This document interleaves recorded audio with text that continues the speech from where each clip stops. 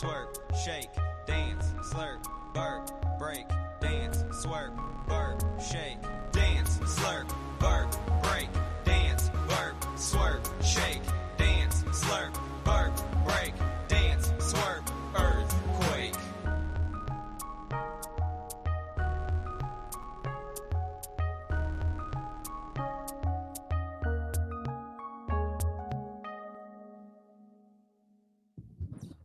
You may not believe it, but I actually still have my voice today. Sort of. It's not at full tilt, but it's close enough at this point. I'll take it.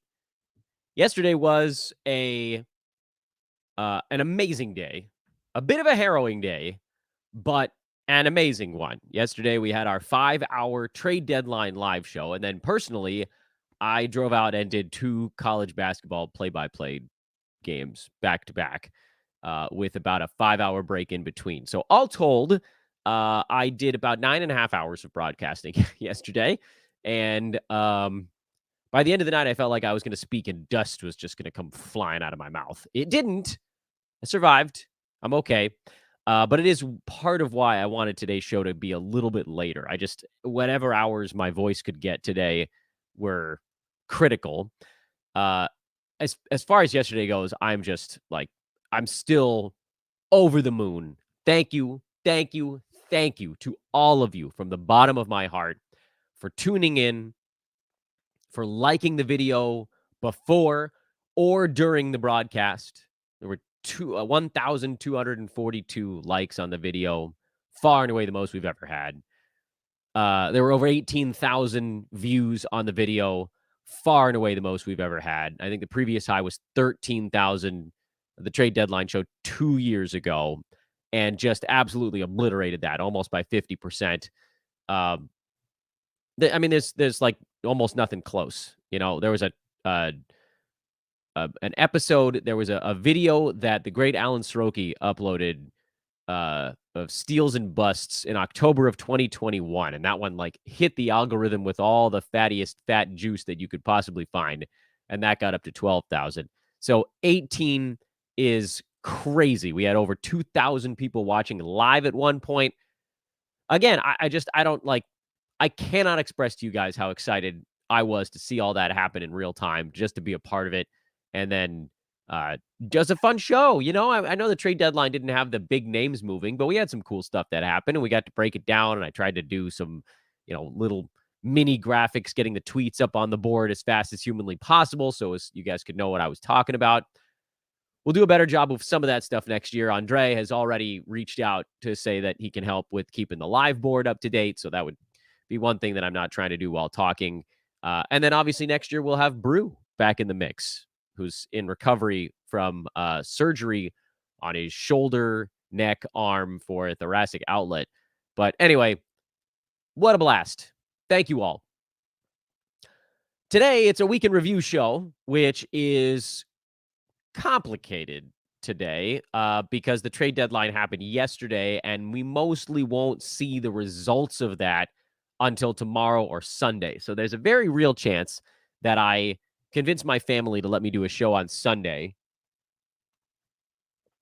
just to talk about what happened tonight and Saturday. Because you might get a couple of guys that suit up for their new teams today, like the trades that went down on Wednesday. You probably see those guys suit up if their teams are playing today. The trades from yesterday, deadline day, probably you won't see those players until tomorrow.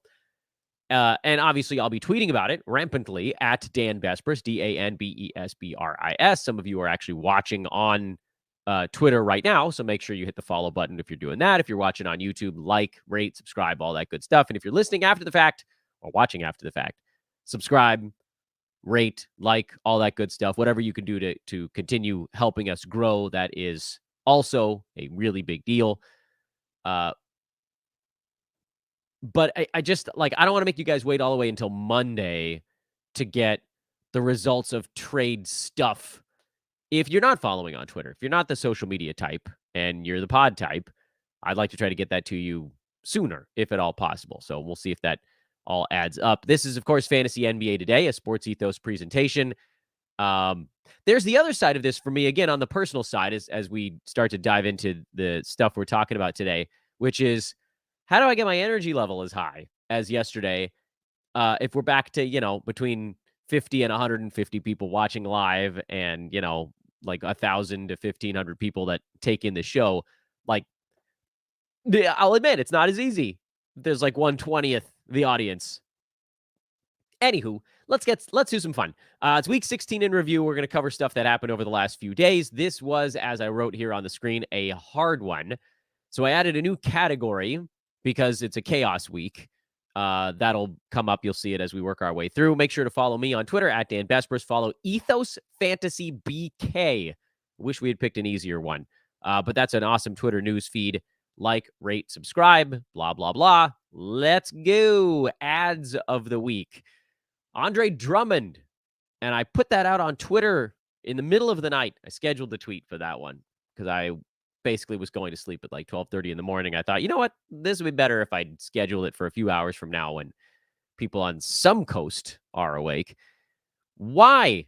A bunch of people said, why on earth would you put Andre Drummond on this list? After just a day and a half ago, you said, I don't expect Andre Drummond to keep his starting job and for the Bulls to go big starting five like they did against the Wolves.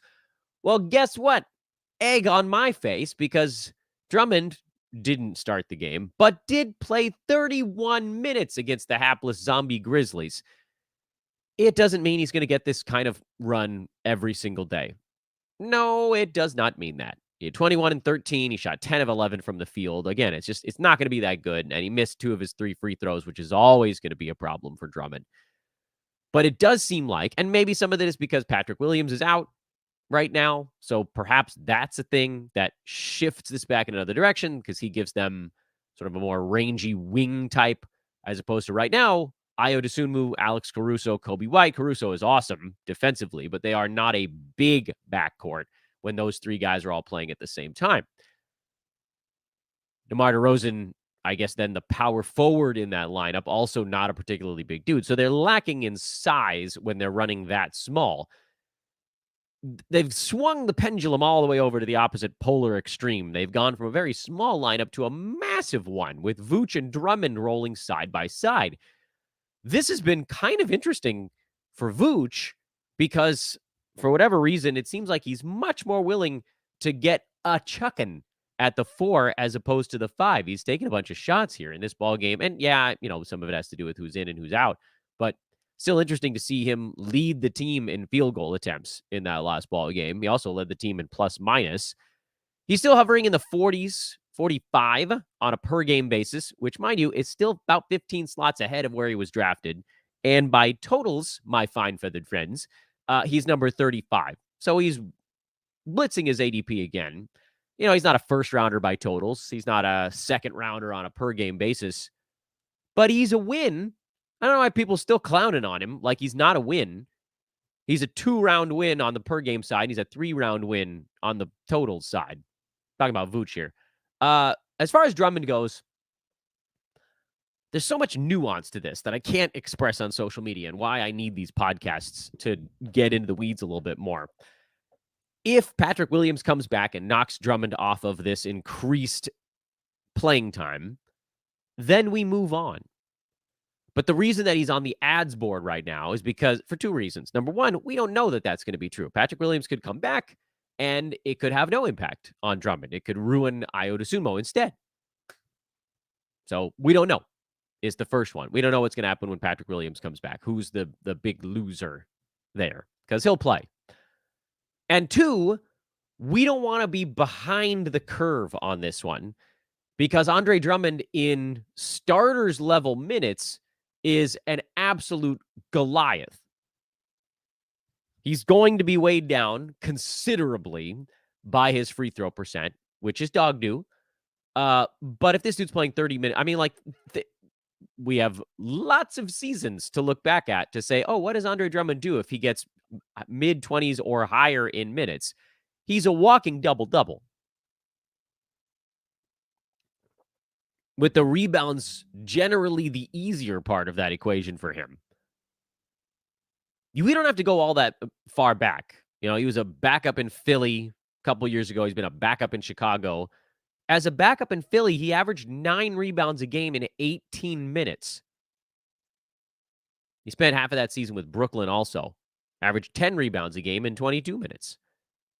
He was a backup for the Lakers the year before that. I think it was that a buyout or a trade? I don't remember. Averaged a double-double in 24 minutes.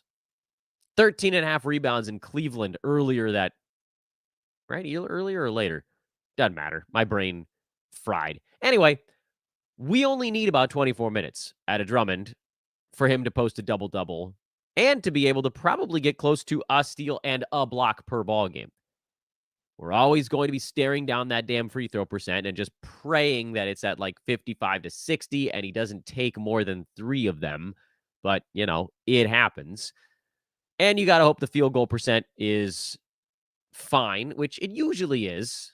It usually is okay. He had that 1 year mixed in there where he couldn't shoot the ball. It was with the Cavaliers in 2020, and it was a half a season.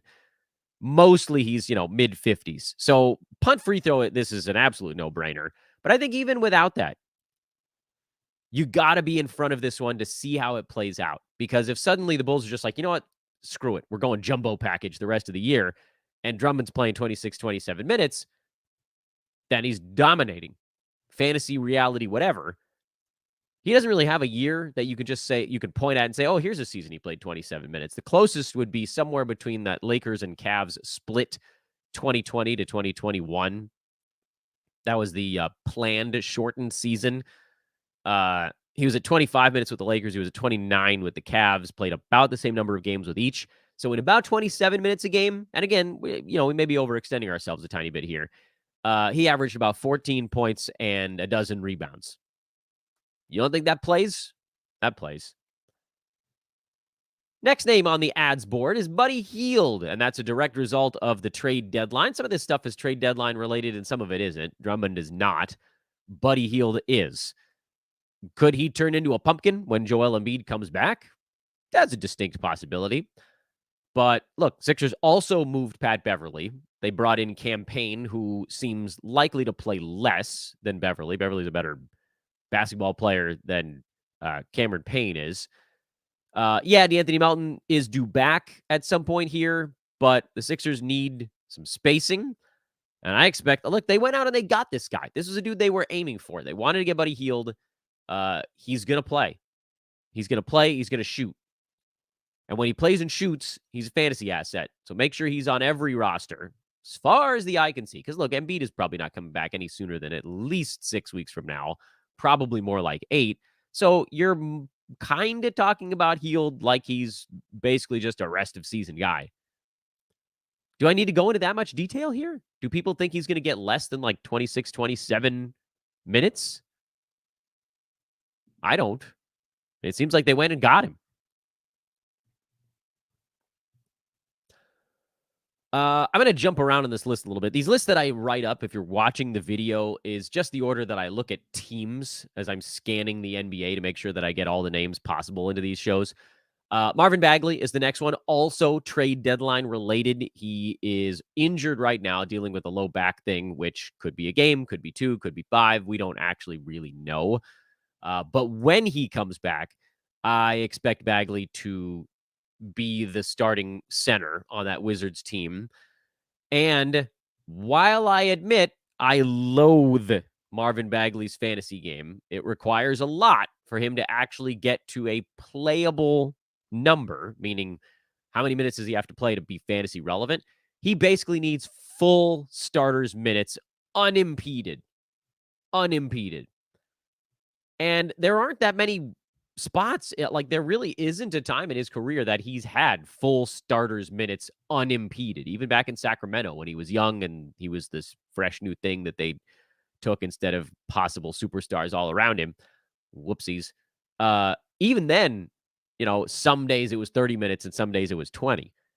It's got to be 30 every day for Bagley to hit fantasy value because he's a bad foul shooter. His field goal percent is a bit unpredictable. It's been very good this year, but throughout his career, it's kind of bounced between like 46 and 53, and it's hard to know which iteration you're going to get. The rebounds are fine. Starters, slightly sub-starters minutes, he can still get you like 7 of them. But the steals and blocks, generally not all that great. They were okay right at the very beginning of his career. It's weird to say that he's kind of in the middle of it now, but you're talking about 1 combined in sub-starters minutes, and that's why there needs to be more, because this is a guy who in, 20-some-odd-ish minutes a game, what's he at this year right now? Bagley in 20 minutes a game, he's outside the top 250. So he isn't even in the vicinity of fantasy value. And that's why we're talking. He really needs like a 60% bump over what he's doing right now to hit fantasy value. He's got to go from 20 to like 32. It's a big, big leap. Because then, presumably, the field goal percent will be a notable positive. Now, he's at 7.5 field goal attempts per game right now. Adding another 60% to that, which I want to make sure I'm doing this right, is about another 4 shots per game. So 7.5 goes to like 11.5 or 12. The free throw becomes a bigger negative. That's true. But points goes from 11 to 17.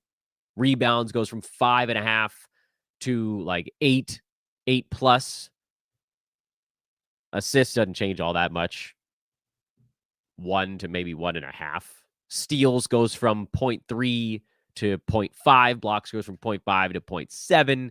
These things matter. They don't seem like a lot, but those matter on the sort of small counting stats. So now you're talking about somebody who's at 17-9 with 1.2 defensive stats and is helpful in field goal percent. So he's got to get all the way to full kind of maxed out starters minutes, which even when he's healthy might not happen, but I don't want us to be behind on this one. What's the possibility that it doesn't happen? Possibility that it doesn't happen is that Rashawn Holmes gets 20 minutes, and that keeps Bagley stuck at 27 or 28, which might look good. He'll have some 20 and 10 games mixed in there, but the awful percentages and the, 12 and 6 games blended in with poor defensive stats, that will sag that down. You got to remember law of averages on Marvin Bagley. Ivica Zubac is also on the ads board. I think he's generally been re-added, but he got dropped in a lot of spots because his timeline on the calf thing was super nebulous, and then he just showed back up again. And now let's talk about the Grizzlies. I jumped over the Grizzlies because they're a super complicated team right now. And our buddy David Williams, who had to miss the trade deadline show yesterday because he has flu B, he's in recovery now, and he wants us talking Grizzlies. All right, that's fair. Let's talk Grizzlies. So Memphis yesterday, I think this loss to Chicago at home for the Grizzlies was a decent example of what to expect from Memphis going forward, meaning Vince Williams played 37 minutes. He's a must-play in every format. JJJ, until he gets shut down, took 22 shots, must play in every format. And beyond that, there are some question marks. Let's start with Santi Aldama. He played 37 minutes yesterday. If he gets 13 shots a game, he's very much a start. Provided he doesn't, have like 42-65 splits like earlier this year, and it's much more like 45-75. So more like last year, mid to high 40s from the field, mid 70s from the free throw line. You can stomach those size negatives in the percentages. You cannot stomach 42 and 60 something. If that's where the percentages end up, Aldama will be a drop. I want to be perfectly clear. I remain somewhat bullish on him, though, this season. I don't think he's going to be a factor as the Grizzlies get healthy in following years.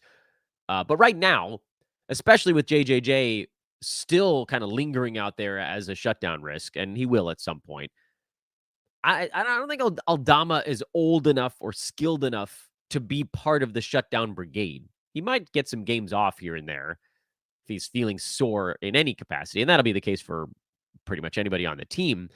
But if he's upright, healthy, not in foul trouble, and not playing horrendously on a given night, he should see starters minutes as well.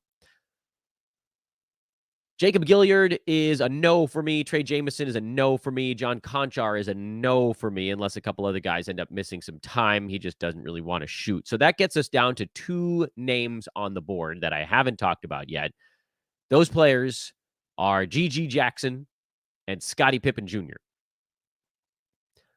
And I'll admit, I think the verdict is actually still out on both of these guys for 9-cat. Scottie Pippen Jr. has a better 9-cat game than GG Jackson. More assists, more defensive stats. I would venture to guess on a night-to-night basis, slightly less rough percentages because he's less of a ball chucker. Pippen Jr. is at 50 and 71 on the percentages right now, so the field goal percent actually is helping a tiny bit. Free throw, not so much. GG Jackson is at 43 and 71, so hurting you in both. But Jackson is also seemingly more likely to have the higher usage the rest of the way. So we kind of have to try to balance these two things in our minds. Can GG do enough in the firing away department to overcome the fact that, yeah, yesterday he had good percentages, 50 and 5 for 6 at the free throw line. Great. That's a 1-game sample size. Over the season so far, and again, this can change because he's young and it's not like he's played all that much, the 43-71, probably a better indicator of what to expect at least the rest of this year. Whereas with Pippen, the 50 and 71, negative in one, very small positive in the other, has made him much closer to a fantasy play. It shouldn't be surprising that Scottie Pippen Jr. is number 170 in 9-cat in 22 minutes, and GG Jackson in the same number of minutes is outside the top 200, which doesn't separate them by all that much. Players in that range are pretty close in ranking. But here's the thing. Pippen Jr. gets assists. He gets steals. Not that many threes, but some. GG Jackson is going to be more scoring, more threes. I think he's a little bit sort of unseasonably high in blocks. That feels fluky. So fewer defensive stats. I'm spending a lot of time on this. I know. The point I want to make is I think I would prefer, if I'm talking about a Roto Games cap, I don't think I'm playing either of them. Head-to-head, GG Jackson is probably the safer play just because he's going to go get you a bunch of counting stats every day. Pippen's minutes have been a little bit more in flux lately. If you're looking for the better roto guy, the one that's less likely to hurt you on any given day, that's Pippen. If you're looking for the can I catch lightning in a bottle guy, which tends to play up a little bit on head-to-head, if you're punting a particular percentages, that plays up also on the head-to-head side, that's GG Jackson. So I don't think there's a correct answer for everyone between these two guys. You guys know me. I'm more of a 9-cat guy, meaning I don't punt all that often unless I have to. I play a lot of roto as well. I play both. So for me, I prefer Scottie Pippen Jr. in 9-cat. Points leagues, GG Jackson is a must-add guy. Got to throw that caveat in at the end. Because who cares if he's chucking and missing? Because if he's out there getting a ton of usage, that just plays in points leagues.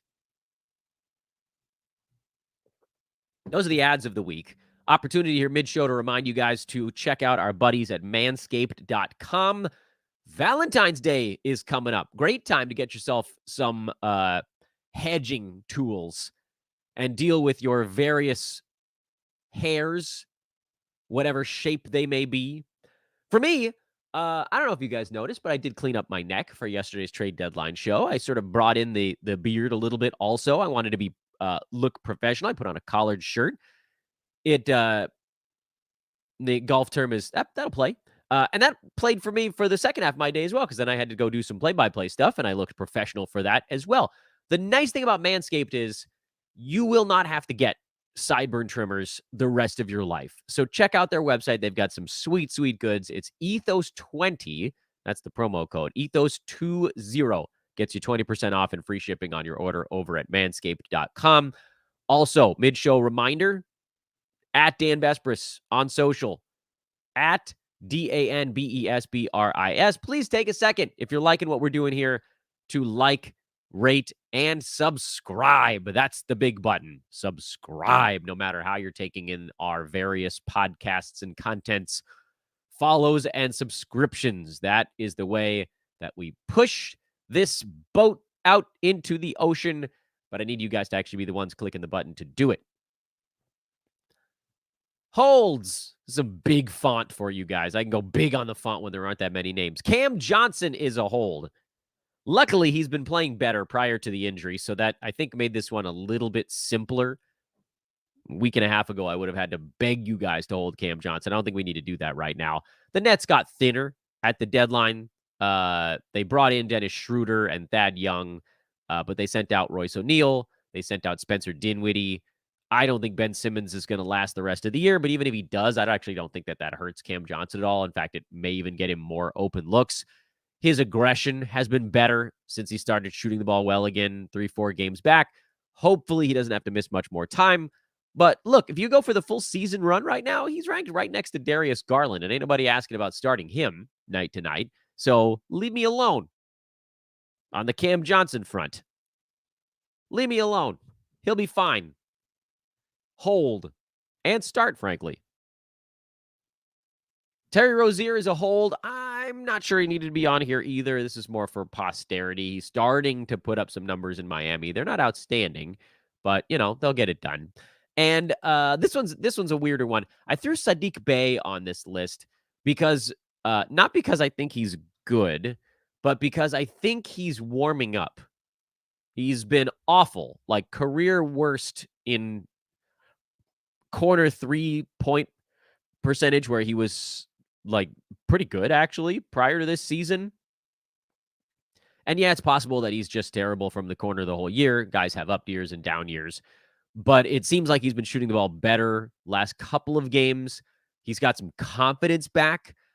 And that would actually go a long way towards sort of fending off DeAndre Hunter and or Bogdan Bogdanovic, honestly. Because if Sadiq Bey suddenly goes on a heater, he'll just get more playing time. So I don't know that he's going to be a hold the rest of the season. But if he's about to go on a warm run, that buys him a little bit of time, even as the Hawks get healthy. So this one's more of a temporary play. Here's the I'm scared board. Karis LeVert, I believe he's a drop. Max Strus, I think he's finally a drop. I'm beyond irritated with the field goal percent. I know he gets you rebounds and he gets you assists and he gets you some steals, he gets you some blocks, and the minutes have been pretty good, but he just can't consistently hit shots. I never thought he was going to get up to 50%, but I thought we could get to like 42, 43. And it just doesn't seem like it's in the cards. I know he's number 111, so technically he should be a start, but he's at 40.5% from the field. And honestly, it just hurts too much. Field goal or the free throw percent is weirdly low also. So I keep looking at him like, surely these are going to improve. And then they just haven't. I mean, this was a guy who shot 88% at the foul line last year, 79 the year before that. So maybe the 88 was the outlier, but 78 feels low, and 40.5 from the field feels low. And frankly, 34 from three-point land feels low. He's at 35 last year and 41 the year before that. Some of that's that Miami magic. I just know the second that I put him on this board as someone that I'm probably dropping, he's going to start cooking for a few weeks again. But, it is what it is. I got to go with the data that's in front of me. Jalen Suggs, Markelle Fultz. Someone was asking me why I'm not higher on these guys. It's the inconsistency more than anything. Suggs has been pretty decent the last few weeks, or it felt like it. And even despite that, he's 150 range to 2 steals per ball game because he's shooting 38% from the field and 63 at the free throw line. And then Fultz, who's actually been a little bit better over that run, he's at 53% from the field and 1.7 steals per game. These guys are both basically just steals streamers. The reason Fultz is ranked higher is because he hasn't been that brutally horrible in the percentages. But we're talking about a guy averaging 9.5 points, 3.5 assists, and then just a bunch of steals. And that's why I'm not higher. It's sort of an unsustainable model that, frankly, if you extrapolated that fantasy line over an entire year, he wouldn't be ranked as high as he is right now. It's kind of like the small sample size board effect, as opposed to like, is he doing something over a small sample size? No, it's what everybody else is doing. And now that's how he ends up ranked as high as he is. I'm putting Ben Simmons on this list because honestly, I just don't want to deal with him. I don't want to deal with him. head-to-head side, he's going to get a lot of days off. This is going to be a very slow molasses speed ramp up for his minutes per game. I don't know when he's going to get to 26, 27 minutes. And even then, he wasn't inside the top 100 earlier this year. Roto, if you really want to hold on, you can treat him like an injured player and just leave him on your bench for the next 2 to 3 weeks, see if his minutes trend up far enough. I did a throwback moment here. I don't know if you guys remember the first years of this podcast with my buddy Vince Miracle, where we had a sound effect for someone else's headache. We stamped him. We stamped him for the SEH, someone else's headache. Ben Simmons right now is an SEH. Stamped ya. I don't want to deal with it. And then Bojan Bogdanovic, this is an I'm nervous play right now. The Knicks are luckily so thin at the moment that he'll probably play and shoot a bunch for the next couple of weeks. But as OG Anunoby comes back from his elbow surgery, and then when Julius Randle comes back, the job is just going to slowly shrink. The walls are going to kind of come in on Bogdanovic. Similarly, they're probably going to come in on Josh Hart. They're probably going to come in on Dante DiVincenzo. There are 4 guys for the Knicks that weren't there in their last ball game that are just going to slowly trickle in. Like you'll get Bojan and Burks coming in, and then, a couple weeks down the line, you'll have OG come back. I think they said reevaluated in 3 weeks. And then a week or 2 after that, you'll have Randall back. And so, yeah, you can ride guys for whatever length of time. A week here, a week there, sort of do it until you do it. And yeah, maybe Bojan Bogdanovic gives you another couple of weeks here. So this is not a drop. This is an I'm nervous. This is a look ahead kind of thing. And I probably should notate that when it's a little more clear. So Bojan, not a drop yet. LeVert is a drop. Strus, a drop. Simmons, a headache. Suggs, droppable. Fultz, I believe, droppable. And that I maybe gave a little bit more context to that board. Your watch list, we already talked about Scottie Pippen Jr. The other 3 names on my watch list are Josh Green in Dallas. I think he's just sort of playing over his head right now, so I don't think I'm adding him. Corey Kispert in Washington, who is just chucking away right now. I don't know if the Wizards pull the plug on anybody. Like maybe Kuzma gets some days off. I'd love for them to just take Jordan Poole out of the lineup altogether. They didn't trade Tyus Jones. I was all ready to make Corey Kispert a trade deadline ad because I thought for sure when Gafford got moved, that meant that Tyus was right behind him. And it just, you needed to open up some more stuff. But keep an eye on Kispert. Suddenly he's out there and he's just taking a whole bunch of shots. And if that somehow sticks, that'd be a pretty good 3-point scoring type. But I think we need to see it for at least a few more games. And then Gordon Hayward with a parenthetical remark. And the parenthetical remark for those that are listening and not watching is the word blech. I don't like Gordon Hayward. He's still multiple weeks away. But we'll put him on the watch list just in case. There's like a 2% chance that he ends up as a 12-teamer. That's not 0, though.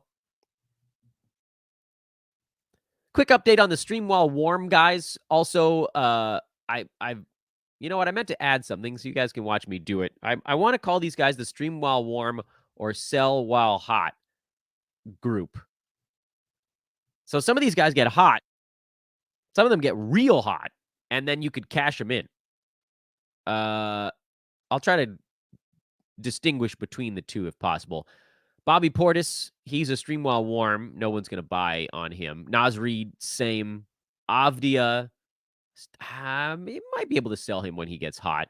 Clarkson's definitely a sell while hot guy. Because remember like a week and a half ago, Jordan Clarkson was averaging like 30 points a game for a few days. And suddenly everybody was like, ooh, this is going to last the whole year. And then it didn't. RJ Barrett, same general thing. Someone in my Twitter mentions was like, the disrespect. And I'm like, what? What do you mean the disrespect? He's just super streaky, and he's not going to magically become a 55% shooter. He's going to run hot, and he's going to run cold. And he's hot these days. So do it, man. See what you can get. I think what has it been? About a month since he got traded? A little less than that. He's averaging like 23, 6, and 4 over that stretch on 54% shooting. And he's barely inside the top 100 because he's a free throw tank. Turnovers are high. Steals and blocks are not all that outstanding. They're okay. That's the thing. If you can find a punt free throw team, or if you're on a punt free throw team, obviously you can stomach it a little bit better. If you're a punt both percentages team, you can stomach it a lot better. But just realize he's not just going to shoot 54% the rest of the year. It's one of the clearest sell highs. So go get something for him. Because there are people out there that are yelling at me that I'm disrespecting him by saying to sell when he's hot, which I don't understand how that's disrespect. This is just a very streaky dude. We've known this for years. It's not disrespectful to just say what it is. But when he gets super hot like this, it lasts long enough sometimes that people are like, maybe this is the moment, even though we're like a decade into it not being the moment. Kevin Huerter, I don't think you're going to be able to sell on him, so probably just ride it out. Same story for Malik Monk. Jeremy Sohan, he'll probably get hot again at some point in the next 2 months, like he was for a couple weeks. And you're going to get people saying the same thing. And look, it doesn't, I don't want you guys listening to think that I'm like calling you a name for believing in it when you see it. It's just that these things, they happen in a rotation, a grand dance. Guys get hot for long enough. Sometimes like they hit this needle tip point where some people start to go, maybe it's real this time. And that's the moment when you can sell.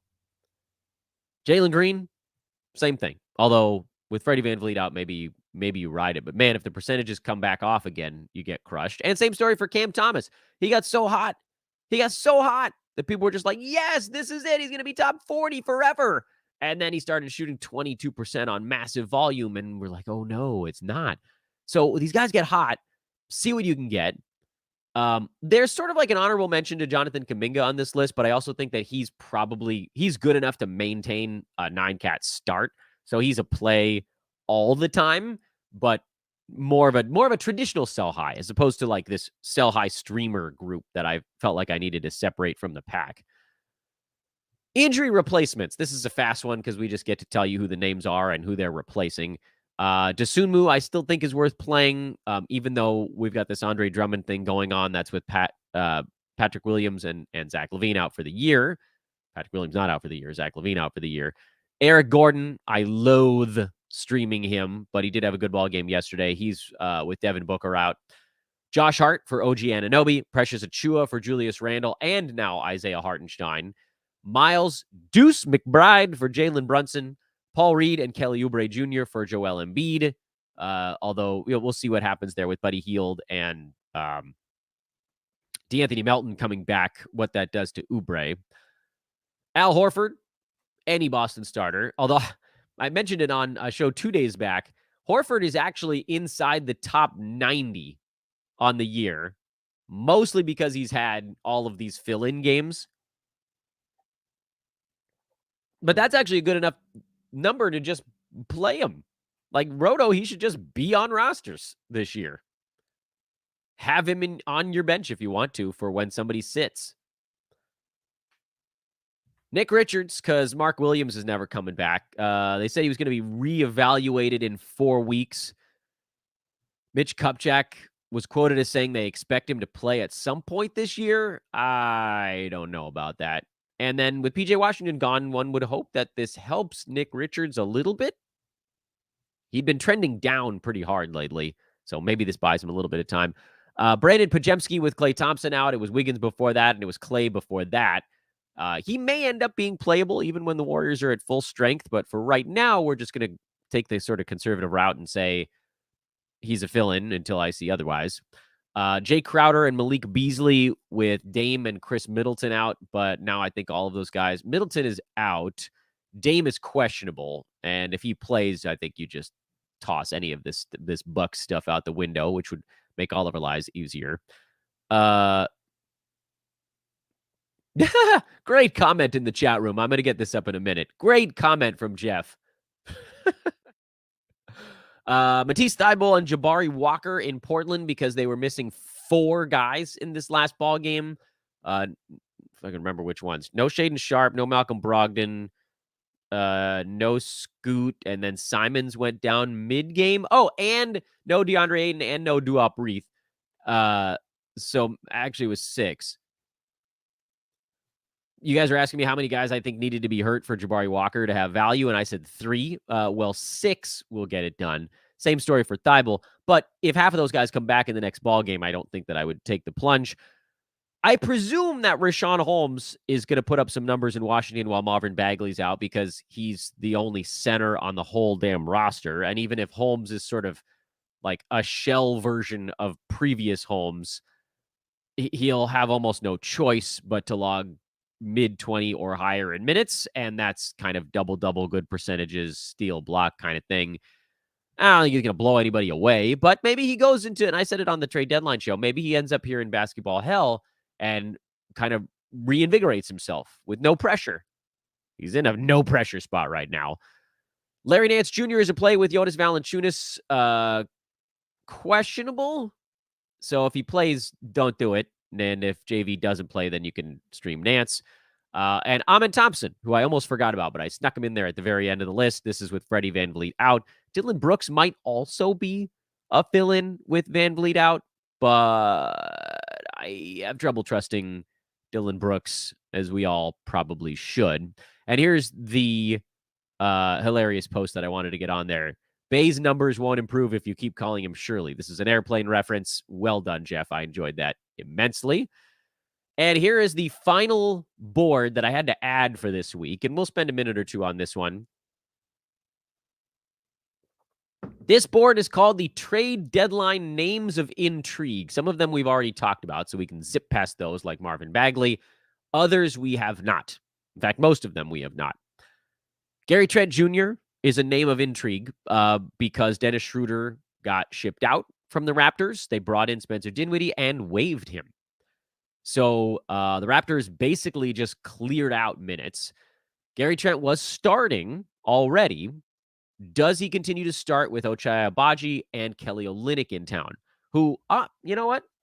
Damn it, I forgot to put them on the list here. Let me add Gary Trent Jr., Kelly Olynyk. I'm not super invested in Agbaji. I don't think he's going to play enough or do enough. But Kelly Olynyk, damn, man, I feel bad. He should have been in the ads board. Everybody, we're going back to the top of the sheet. We're going back to the top of the sheet, and we're adding Kelly Olynyk to my ads board. So let's talk about Kelly and Gary Trent Jr. I think Olynyk is going to play 25 minutes in Toronto because they're so small without him, and he's a floor-spacing, ball-moving big man who there's no reason he couldn't play alongside Dennis Schroeder. It would give Scotty Barnes some opportunity to play the 3. They could play Kelly at those backup center minutes as well. It just feels like, Jakob Poeltl, what is he going to play? 29 minutes or something like that? What's Poeltl at on the year? I should look this up before I say it. He's at 29 minutes right now. That leaves 19 backup center minutes, which are basically all going to belong to Olynyk now. So if he gets 6 power forward minutes, I think that probably makes him a top 100 guy. Olynyk is inside the top 200 this year in 18 minutes a game because he's at 7 boards, 5 boards, 5 assists, and he hasn't gotten, that's over the last couple of weeks, excuse me, not on the year. I should be more clear here. He's number 152 in 20 minutes on the year on 8, 5, and 4 with, frankly, lower steals and blocks than I would have expected, but a positive in both percentages. This is another situation where we just say, okay, let's add 20 to 30% to what he's doing here. 20% of 8 is 1.6. 25% would be 2. So now he's at 10 points. You add a rebound. You add an assist. You add 0.1 to 0.2 steals, probably 0.1.5. Now you're talking about 10, 6, and 5 with over a three-pointer, near a steal, probably more blocks, honestly, and positives in both percentages. That's definitely a guy that's inside the top 100. Unquestionably. And to me, there's room for growth on top of that. But does that mean that if the team wants to go big, does that ice out Gary Trent Jr.? Yeah, it would. I don't think that both of these guys can be winners, Trent Jr. and Olynyk. I think it's going to have to be either one, the other, or neither if they just sort of cannibalize each other around the guys the Raptors are definitely going to play, like Quickly and Barrett and Pirtle and Barnes. But again, those four guys, what, altogether, we could just look up the numbers here. They're probably somewhere around 120-ish, say 4 times 30, 120 to 130 minutes. And that leaves a lot of minutes on the table. 48 times 5 is 240. And those four guys, even if we very liberally say they all play 35 minutes a game, is only 140.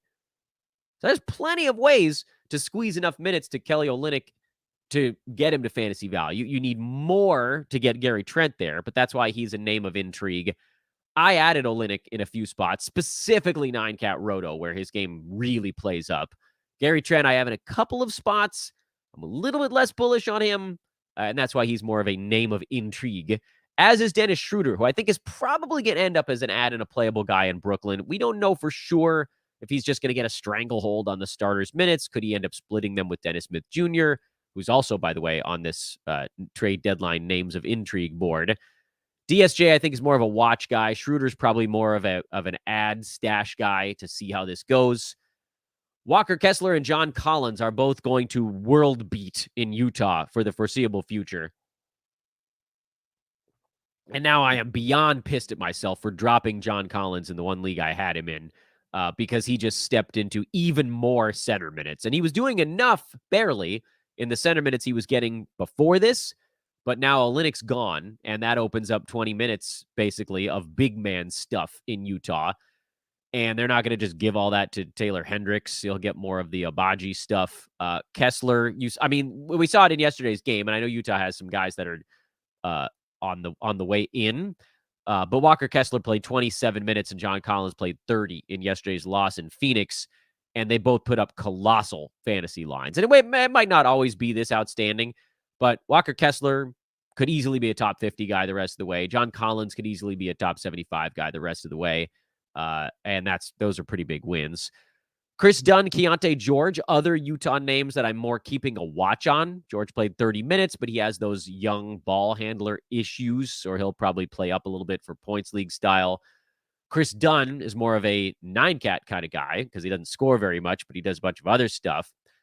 As I've said before, if Utah runs Chris Dunn out there for 24 minutes or more every game, I would probably add him. It just hasn't been that reliably consistent lately.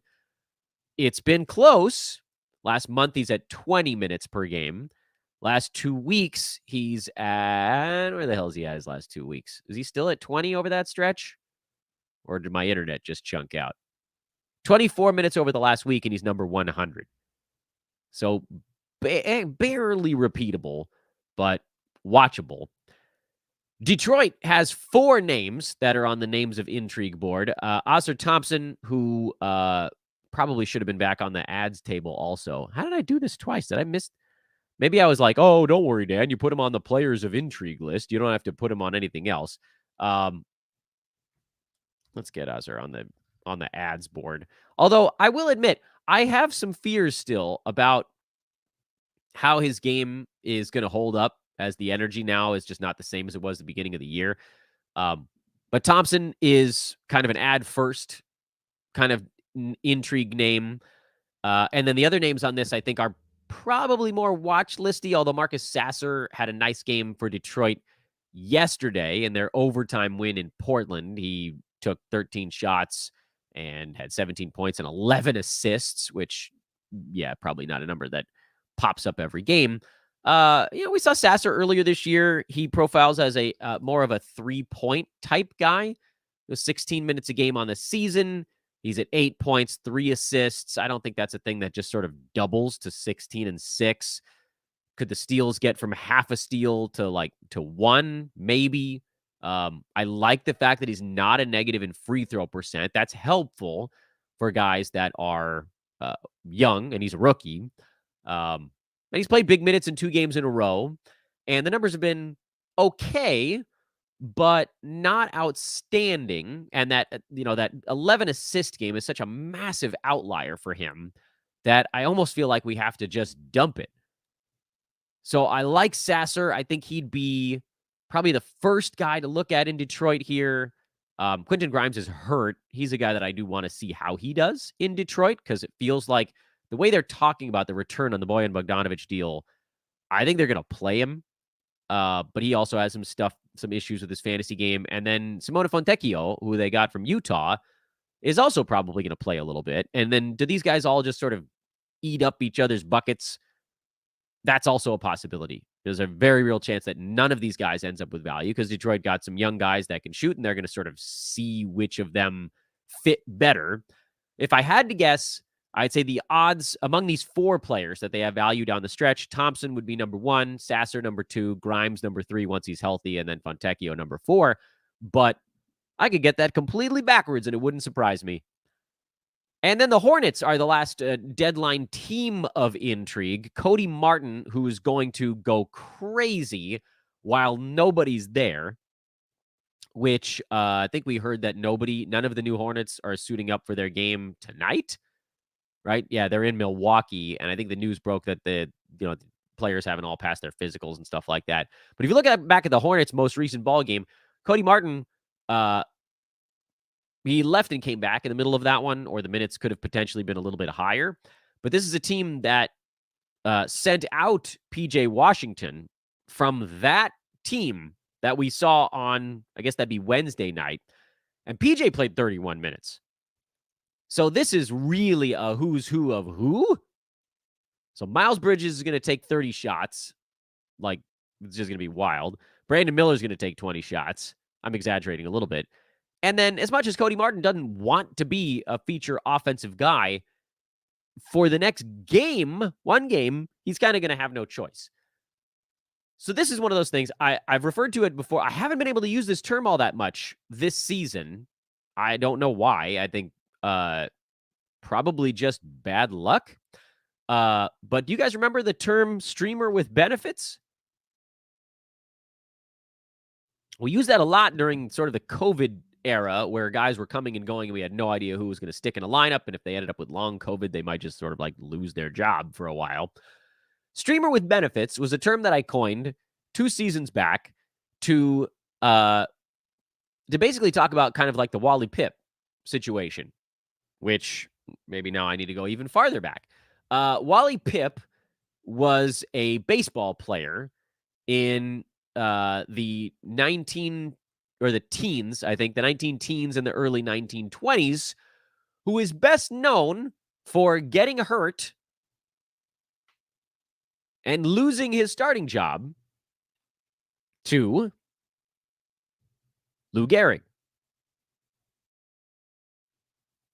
It's not a thing that happens all that much. And the reason it was notable for Wally Pipp is because he was actually very good. He wasn't bad. It wasn't like he was a bad baseball player. He got hurt, and then he just got passed by an all-world baseball player. That kind of describes this whole idea of the streamer with benefits. As in, is Cody Martin a terrible basketball player? No.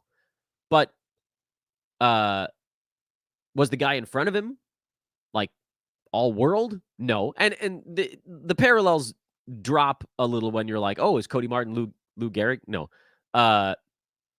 But it's a situation where a job opened up for him for reasons that didn't really have much to do with him. That's the parallel. Lou Gehrig wasn't the starter, got the job because somebody just got hurt. Cody Martin, not really a stud, but has a job now because half the team is hurt and the other half got traded. And there's some overlap there. Gordon Hayward is both hurt and traded. What's Cody Martin going to do when LaMelo Ball comes back? Or when Trey Mann shows up? Or Mitchich or whoever is rolling into Charlotte these days? We don't know. But there's a non-zero chance that he keeps the job and keeps doing stuff. And so it's one of those things where if you saved your moves all week, it doesn't really hurt you to pick up Martin right now. You know? Like, you know he's going to be good for one game. And then there's a chance that he's good for more than that. We just don't know. Could he be good the rest of the season? Maybe. What is good What are we even trying for with Martin? Because so far this year, his percentages have been really, really bad.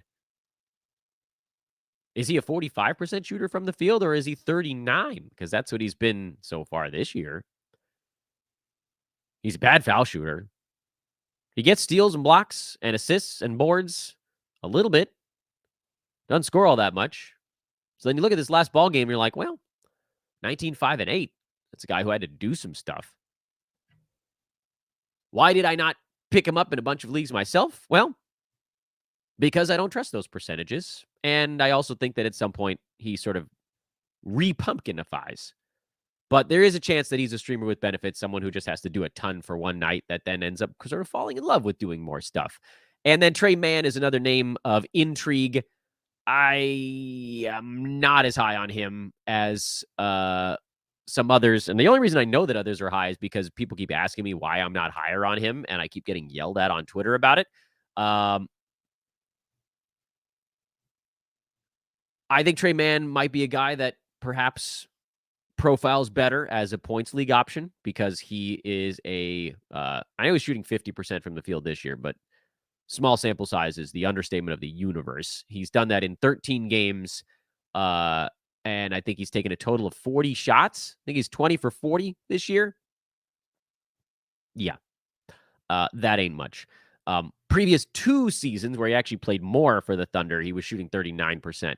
Exact same percentage both years, by the way, 39.3. He's a sub 80% foul shooter. He doesn't rebound very much. Doesn't assist all that much. Might get you some steals. That's a possibility. I don't think we know for sure. Doesn't block shots. So what's the best case scenario here for him? 15 points, 3 boards, 2 assists, and a steal on bad percentages. That would probably play in points leagues. That would not play in 9-cat. So that's why I haven't been higher on Trey Mann. But I am in a you guys know I call it sort of my goofy league. I'm in a goofy league, and former hoop baller Josh Millman picked up Trey Mann in that one because maybe free throw and field goal volume push him over the hump. 9-cat, I don't think so. And that, I believe, yeah, that's our board for the week. Woof. I am going to try to get a show to you guys over the weekend. I don't think it's going to be tomorrow. Tomorrow's going to be an exceptionally busy day. We've got some kid stuff in the morning. I've got some more play-by-play in the afternoon and evening. But let's see. You know what? You guys can watch me check my phone to see what the family calendar looks like for Sunday. Okay. Yeah, that doesn't look too bad. Sunday's pretty open. I think I'll get you guys a show on Sunday. How do you like that? Because I really would like to get some information out there about what we see tonight and tomorrow as players start to make their debuts. But again, like you heard, with Charlotte, when the hell does Charlotte have another game? They're not on a back-to-back, are they? That would be really nice. They are on a back-to-back. So you probably see the new players on Saturday there. So that's good. You'll probably see the new Brooklyn players on Saturday. You'll probably see the new Toronto players, I'm guessing, on Saturday. So a lot of these teams have a back-to-back today, tomorrow, that had changes, meaning we might not get the information today, but we might get it tomorrow.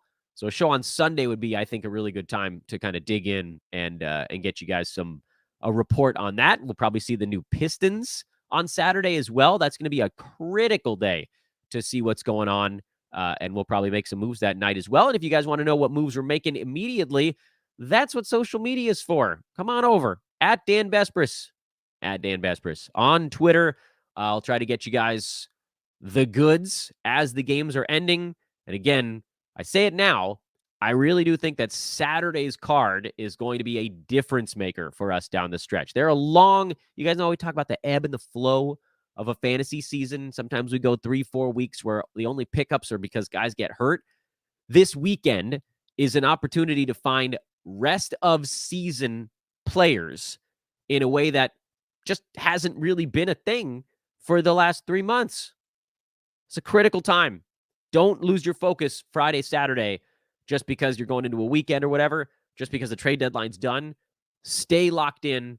Something big is going to pop up today or tomorrow. We're going to want to be there for it. Again, thank you, everybody. Like, rate, subscribe. Like, rate, and subscribe. Those are those 3 big things. I need you guys to take just 6 seconds to do it. I know it feels like a lot, but I promise you it's not. That's how we keep growing this thing. We're at an hour. I don't know why I did an hour-long show after doing 9 yesterday. I need lunch. How about the rest of y'all? Anyway, at Dan Vespers on social. We'll talk to you over there, and I'll see you guys back here for a show on Sunday. Later.